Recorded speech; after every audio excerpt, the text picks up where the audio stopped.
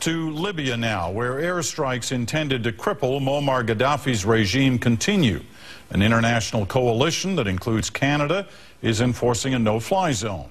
The coalition is pummeling Libyan military targets, but Gaddafi is vowing to fight on. His forces are still on the attack, particularly in the 3 communities you see there in yellow. Today, they shelled Misrata to wrestle it out of rebel hands. Reports say at least 40 people have been killed, including children. And Gaddafi is firmly in control of 4 other places you see right there in green, including the capital. The rebels are holding on to Benghazi and Tobruk. No one died in this incident, but it was a setback for the coalition. A U.S. fighter jet crashed.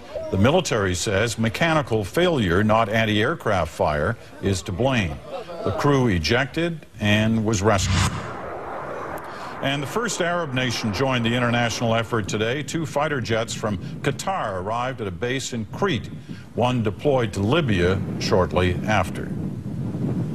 Canadian fighter jets were part of the air offensive over Libya today, but despite having a plan of attack, they didn't strike. Why not? Jean-François Bélanger is at the coalition command base in Italy, and he's got the answer. Back to base, safely. But for a second day in a row, Canadian fighter jets came back from their mission over Libya without firing a single shot.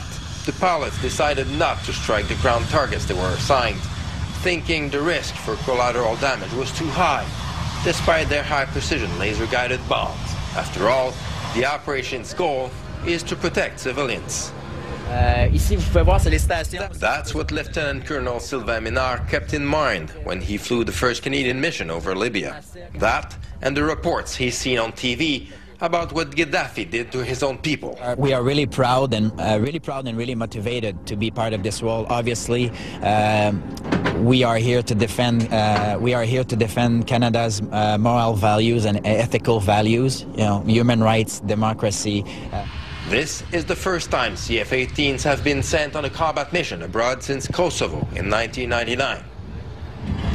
To my knowledge, it's the first one that we deployed that rapidly, from the time that we have the go and we're in situ, and that we actually can do operations very quickly. The way we have demonstrated, it's the first time that it does happen. Fighter jets are operating under international command alongside the American, British, and French planes.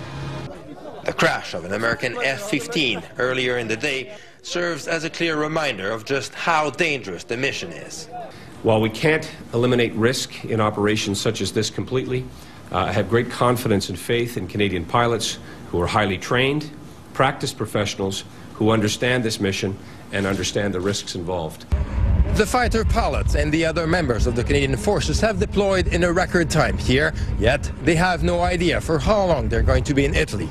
Their mission, just like the UN resolution, has a clear beginning, but no end in sight. Jean-François Bélanger, CBC News at the Trapani Air Force Base in Sicily. And we've got our eye on what's going on in the rest of the region as well. In Yemen, the embattled president moved up his deadline for when he would step down. He said he'd give up power by the end of the year instead of 2013. But the opposition wants him gone now.